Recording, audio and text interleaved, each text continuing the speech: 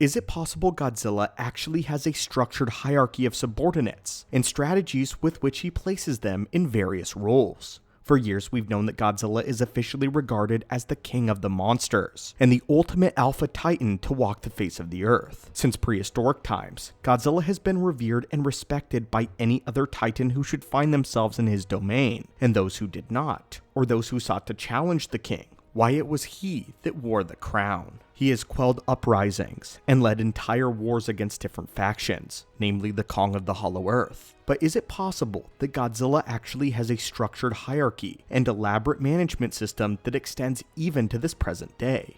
Well, fellow heralds of the Titans, let's discuss how Godzilla's strategy and operations might have been more complex than we previously believed. The basis for this theory comes from the revelation near the end of Monarch: Legacy of Monsters, where we learned that Godzilla has been working to separate the monster world from the human world. According to Colonel Shaw, his objective is to protect the separation between the Hollow Earth and the surface, which would in turn protect monsters and humans from one another. By doing this, Godzilla can ensure that surviving Titans are able to live in relative secrecy and security, while also ensuring that their battles never make their way topside, potentially costing hundreds of human lives, if not hundreds of thousands of them, if they take place in populated areas. What's peculiar about this theory, though, is that we know of several Titans who have lived on the surface for centuries, supposedly without any concern from Godzilla. So then, if his goal is to separate the two worlds, then why would he allow some Titans to live on the surface? The key to this idea might lie in where we find these Titans. In Monarch specifically, we meet the Frost Vark in Alaska, and a swarm of creatures known as the Endopedes under a power plant in Kazakhstan. What's interesting to note about both of these locations, though, is that they each exist within close proximity to an access point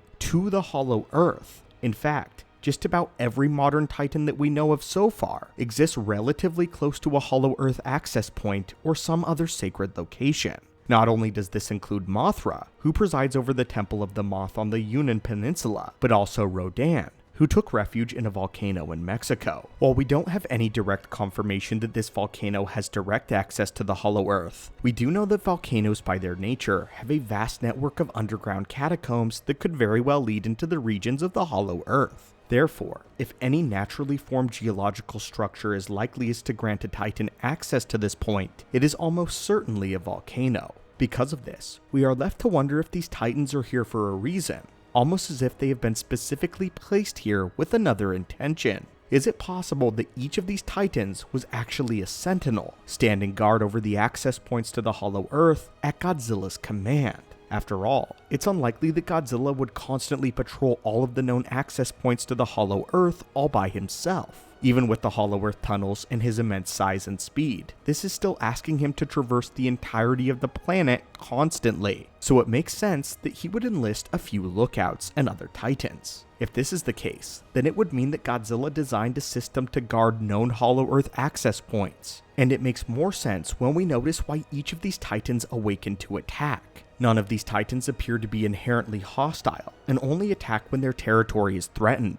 We believe, however, that it's not their territory that is being threatened here, it's their outpost that they are tasked with guarding. So then, this leaves us with a few more questions, namely surrounding the circumstances around Kong and his domain of Skull Island, as well as King Ghidorah, who was frozen not too far from the Antarctica Hollow Earth access point. Let's begin with Kong, and how he might have been inadvertently turned into an unwilling participant. We know that Kong discovers the Hollow Earth for the first time very late in his life, and all he is aware of is that skull crawlers continue to emerge on his island and threaten his domain. Kong, however, has been able to manage this threat for decades, and so far as we can tell, Titans haven't been able to escape from Skull Island by getting past Kong.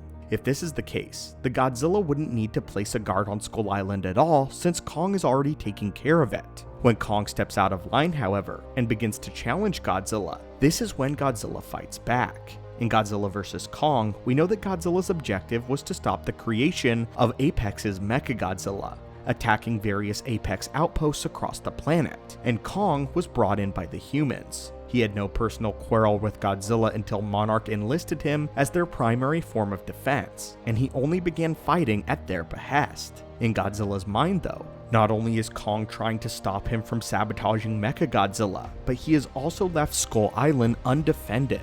Kong, however, was never formally enlisted into Godzilla's guard, so he would not have been aware of the role that he was playing in separating the human world from that of the monsters. While this certainly wasn't the primary driving force behind their conflict, it might have served as a deeper layer for Godzilla, as well as his relationship as the King of Earth, essentially. But now we reach an outlier. What about King Ghidorah and his proximity to the Hollow Earth? Unfortunately, we don't have a lot of information on the battle that occurred a long time ago. We do know though that King Ghidorah wasn't part of the natural ecosystem, so he is something of an outlier when it comes to the structure of the Titan Kingdom. As far as we know, Ghidorah actually came from space and is extraterrestrial, so if he was found near a Hollow Earth access point, then it seems that there are two main reasons why. Either he was trying to get into the Hollow Earth, or he was trying to escape it. It doesn't seem like he was trying to escape though, since he wasn't from the Hollow Earth to begin with. And we know thanks to some human accounts, Ghidorah was making his way across the planet for several years. He is chronicled in various mythologies and legends that are separated by decades, so it doesn't seem like he was trying to escape the Hollow Earth and was on Earth for decades himself. Therefore, invasion seems to be the more likely of the two options. So overall, it seems that Ghidorah's encounter wasn't connected to the separation, but it does leave us to wonder which Sentinel may have been placed in Antarctica if this theory is true, and which of the Titans stood in Ghidorah's way. After all, it would have to be someone loyal to Godzilla, one who would fit comfortably in an Arctic environment. If a few previous theories that we've proposed hold weight, then it might actually be Shimo who Godzilla posted to watch over this access point and to guard the Hollow Earth. We certainly encourage you to check out our videos on these theories as well. But as a brief summary, we believe in the new canon of the Monsterverse that Shimo may have been present and imprisoned Ghidorah. This would explain why he was frozen over so quickly, as his healing factor and regeneration likely would have kicked in before he could naturally freeze over completely. It also lends evidence to the theory that Shimo is being mind-controlled by the Scar King, and in some way is an unwilling participant in the upcoming new empire. After all, Godzilla would only position his most trusted followers at these posts, and this would mean that Shimo and Godzilla were once powerful, trusted allies. We do have evidence of an ancient conflict between the two of them, though we don't know how this started or when this took place, so this one is still up in the air. What this theory does show though, is that if it's true, Godzilla is much more coordinated than we have been led to believe, and is a true king. He not only has the following of the other Titans, but has structured them in a proper army with his top lieutenants, receiving designated assignments, which very clearly puts Godzilla as the undisputed king of the monsters. But anyway, Heralds of the Titans, what do you think of this theory? Do you think that Godzilla planned out this operation? And if so, how do you think Shimo and Ghidorah fit into this structure? And where does Kong deviate from this plan? Was Kong an unwilling sentinel? And was this all a part of Godzilla's master plan? As always, my friends, thank you so much for watching the video today. Hit that subscribe button if you've been enjoying the content, and have a great one.